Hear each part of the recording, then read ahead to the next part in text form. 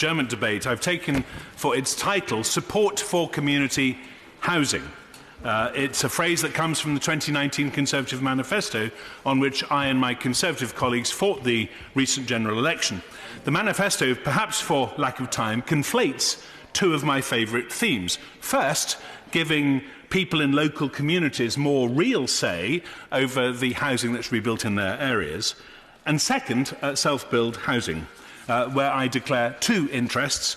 First, because what is now known as the Self-Build and Custom House Building Act 2015 started life as my private member's bill. And second, because I'm or third, if you like, because I am an ambassador for the Right to Build Task Force.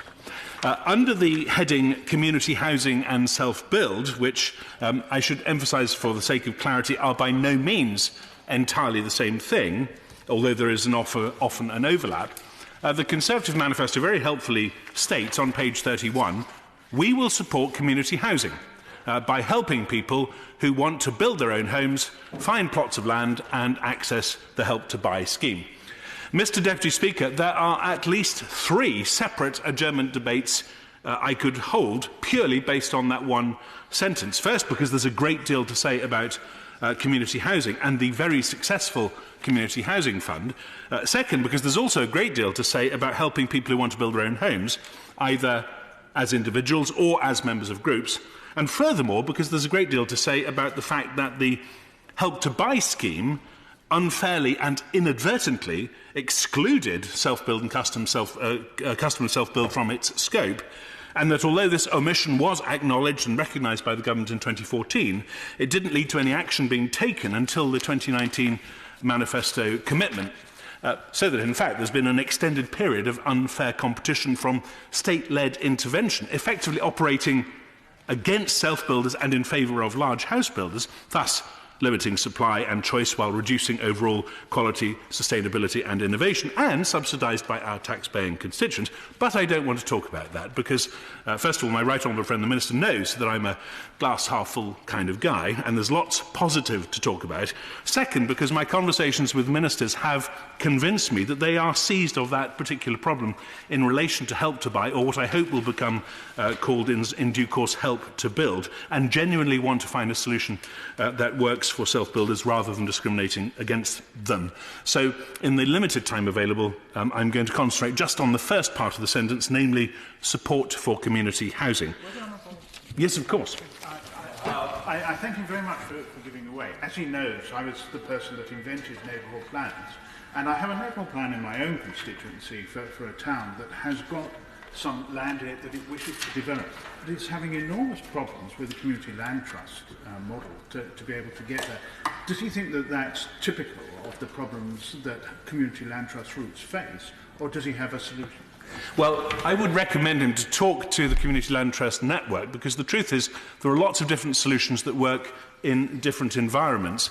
And he will have heard, like I did, the Secretary of State earlier today, that the great idea of neighbourhood plans doesn't work if it's then overridden by developers taking no account of what local communities have themselves said that they want. It undermines the whole credibility of the neighbourhood plan process. In his particular case, I would suggest that he talks to the people, Tom Chance and Catherine Harrington at the Community Land Trust Network, and sees if there is a way forward, particularly if my right honourable friend does what I hope he will do, which is to relaunch the Community Housing Fund so that the funding continues to be available, preferably on a long-term basis.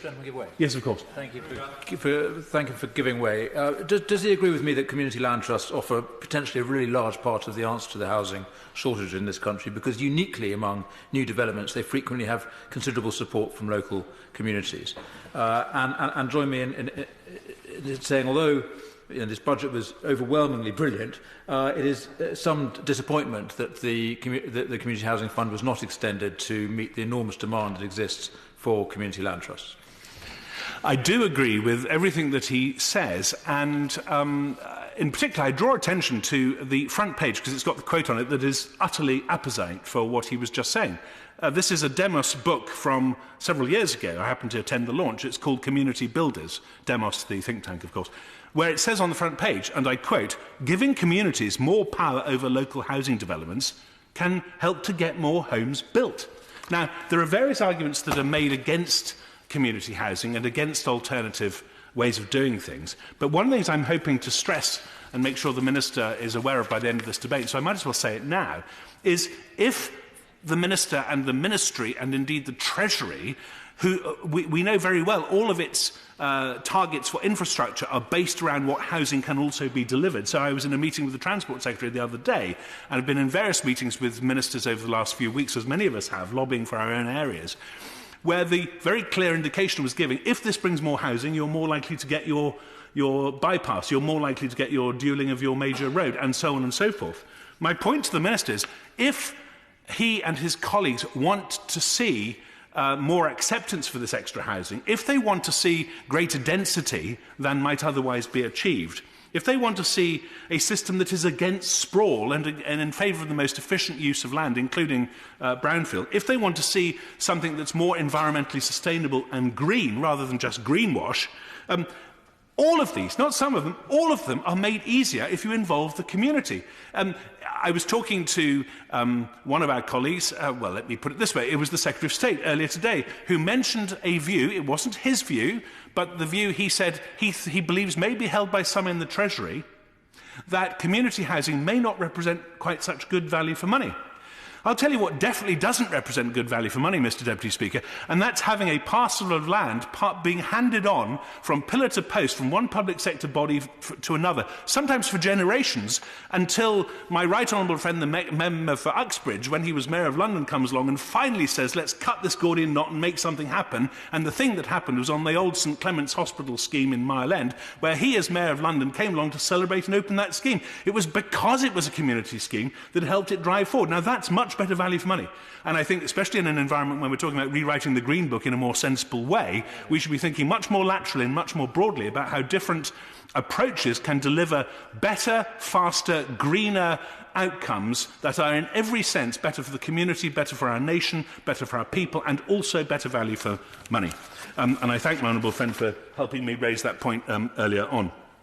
What I wanted to talk about, and my honourable friend alluded to this, is that the Community Housing Fund has not yet been announced as continuing in the budget, although I'm sure something will happen in due course. It's worth saying that, I think for the benefit of the House, just by way of explanation, the most common form of community-led housing, although it's not the only one, is via what's known as a community land trust, which is a legal entity which acquires land through purchase by the community, perhaps through a parish council or another local authority, or through a gift, and then oversees the development of affordable housing to buy or to rent. The housing remains affordable in perpetuity, while the land value is in effect removed from the equation because the land is held by the Community Land Trust, which is a not-for-profit group which acts as the long-term steward. Frankly, the Community Housing Fund has been a tremendous success story for this government. It was originally launched by George Osborne in his March 2016 budget. The story of what happened next is important, particularly in terms of ensuring value for money, because over that summer, the community housing sector, led by the National Community Land Trust Network, worked up a detailed plan for how the money should be spent. Although I regret to say, Mr. Deputy Speaker, that initially the Treasury decided at the end of 2016 that the money should be handed to local authorities, which is in effect what happened in two tranches totalling 148 million. And this is a very important point to bear in mind if my right honourable friend or his ministerial colleagues want to discuss the question of value for money with the Treasury, who, as I said, may be suggesting sometimes that the community housing approach isn't necessarily the best value for money approach. Because what actually happened was the councils, having been given the money in a very, very non-ring-fenced way, they spent it in the way that councils usually do. And the Community Land Trust Network then, of course, did the very obvious thing, which was go and talk to the councils about making sure that the money was spent in the best possible way for community housing projects. And, Mr. Deputy Speaker, some of it was, which is good news, although inevitably not as much as might otherwise have been the case. By November 2017, our right honourable friend, the member for Reading West, who was in his place not a few minutes ago on the bench, when he was Housing Minister, addressed the National CLT Network at its annual conference when he announced a rather more targeted scheme, and it's this scheme that's been such a huge success. In just 18 months, the Pipeline in Homes England's system has grown to more than 10,000 homes. That's actual projects that are good to go. There's been independent analysis by Sheffield Hallam University, which has found there are 859 communities bringing projects forward, and that the Community Housing Fund has increased the potential pipeline from just under 6,000 homes when I and some of my colleagues met the then Prime Minister Theresa May in 2017 to push the idea of actually announcing getting on with the Community Housing Fund to over 23,000 homes today. That is staggering growth. It's down to the Community Housing Fund. The research estimates the total funding need for projects outside London over the next 5 years to be around £216 million. That includes £57 million of revenue funding and £172 million in capital funding via Homes England. The government may ask, of course, why hitherto so much of the money that was available was underspent when the bids closed in December 2019. Of course, the answer to that is very simple. It wasn't open for long enough. 18 months is too short a period, even for the very best of housing developers. And in many cases, community groups are by definition starting from scratch. They need longer to establish themselves and to develop projects using the revenue component of the fund. Since the fund opened in July 2018, Homes England has received 379 bids, and it's estimated that that is now double the current revenue, that I say current, that was in the fund until it closed. So it's absolutely clear that part of the fund was a smash hit, but not enough in 18 months had reached the point where they could bid for the capital element. So it makes sense to have a much longer, stable community housing fund over the life of a parliament. Communities in every corner of England are playing their part in this way in tackling the housing crisis. We heard the Secretary of State mention First Homes earlier. Communities are pioneering first homes. In Cornwall, a community land trust has built 252 homes over 10 years, sold at a discount to make them affordable to local people. And thanks to the Community Housing Fund, they've now got plans for another 209. Many colleagues have campaigned to make these schemes happen, including our Right Honourable friend, the member for Camborne and Redruth, as well as honourable friends, the members for North Cornwall, South East Cornwall, St Austell and Newquay, St Ives and West Cornwall, and Truro and Falmouth. And indeed, her predecessor, Sarah Newton, much lamented by many of us in this House, who's one of the campaigners originally suggested to George Osborne the idea of using the additional tax receipts from higher taxation of second homes to fund more community housing. Mr Deputy Speaker, communities are pioneering new approaches to affordability. In York, a group called Your Space has planning permission to build 19 homes and a common house. They're developing a tenure called mutual home ownership, which lets members build up equity in their homes through monthly payments. They've raised £400,000 through a community share issue, local investment by local people, but they need the Community Housing Fund to provide capital grants. Communities are building better and building beautiful. Some of us attended the launch of the Building Better, Building Beautiful Commission, chaired by the excellent Nicholas Boyd Smith and the much lamented, the late Roger Scruton.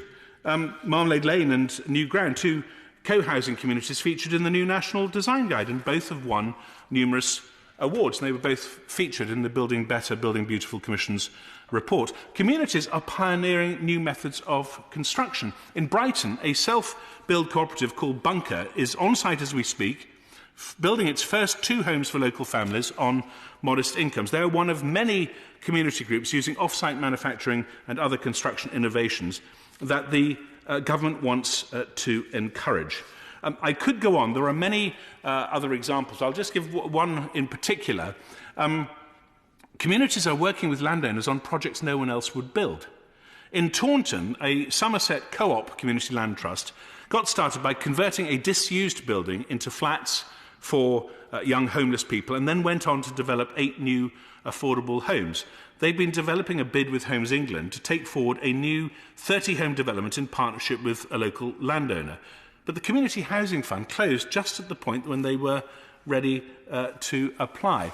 The Minister may be familiar with the Oakfield scheme in Swindon, the headquarters of Nationwide Building Society, which I'd recommend him to visit when he gets the chance. This is a scheme, as he'll be aware, Nationwide is a mutual building society, not a profit maximiser, and like many building societies is going back to its roots and thinking about how it can do more to solve the housing crisis. And this is an interesting scheme because although it's in some senses conventional, That's to say, it's not a CLT scheme, a community land trust scheme.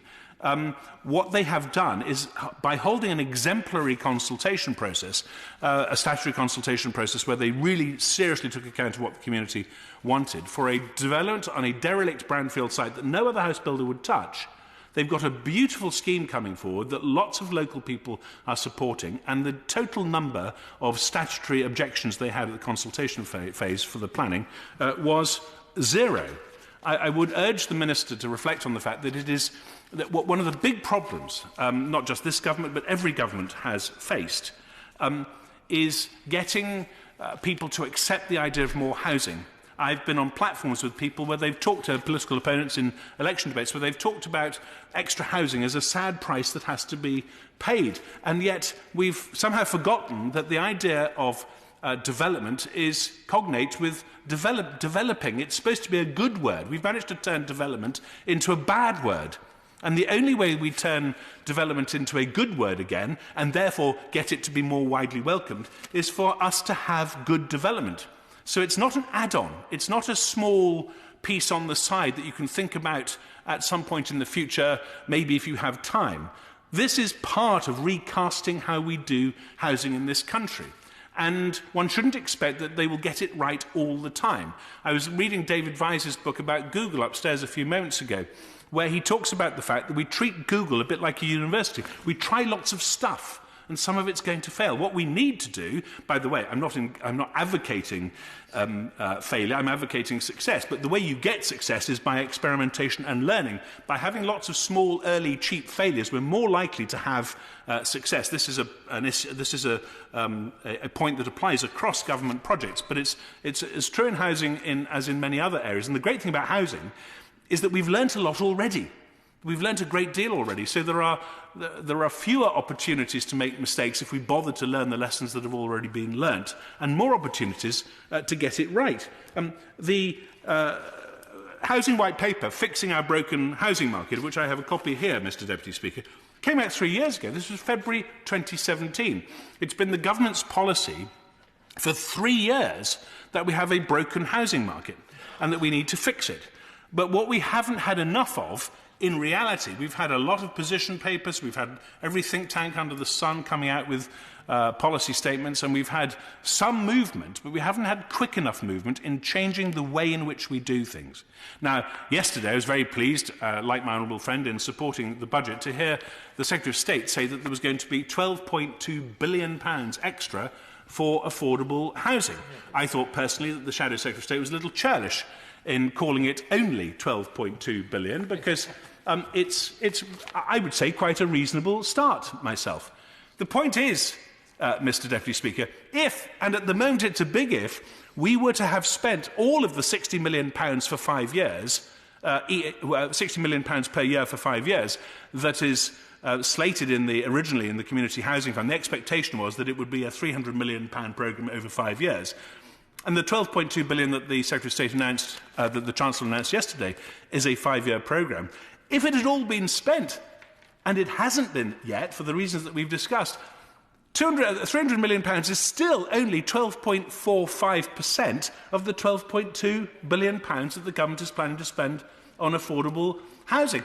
And the central burden of this document of fixing our broken housing market is that just doing the same again and again, more of the same old, will not solve the problem. We have to start doing things differently. We have to start thinking differently. And community housing, supported through the Community Housing Fund, is a very important part of that. The central problem we face, and I was addressing a community housing conference in Surrey only a few weeks ago when I put up a slide, because I like to refresh my presentation so that I'm saying things that are interesting to me each time, so that there's a chance they might be interesting to the audience. I put up a slide talking about the well-known national organisation, Grandmothers Against All Development.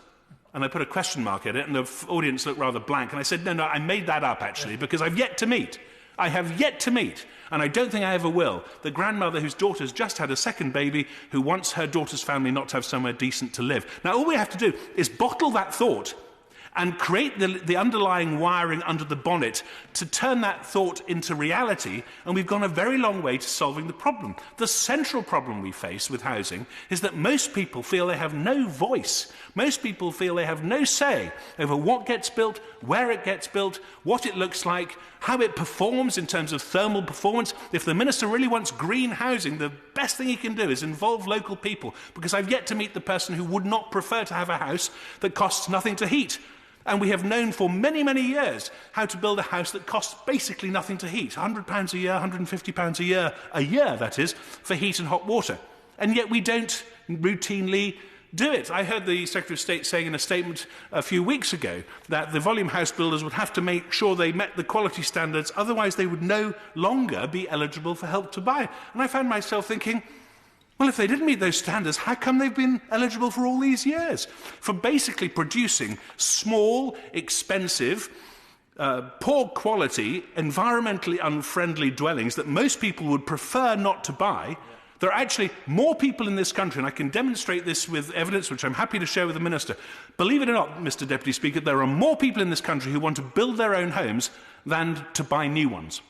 Only 33% of people in this country would prefer to buy a new home. 2/3 of people would prefer not to, and 61% of people in this country would like at some point the chance to build their own home. We have to take this energy that's there, we have to turn it into something real, and we need radical changes in how we do things in order to make that happen. Rod Hackney, who was the advisor to the Prince of Wales, a renowned architect, once said, "It is a dangerous thing to underestimate human potential and the energy which can be generated when people are given the opportunity to help themselves." That is what we have to make happen. Minister.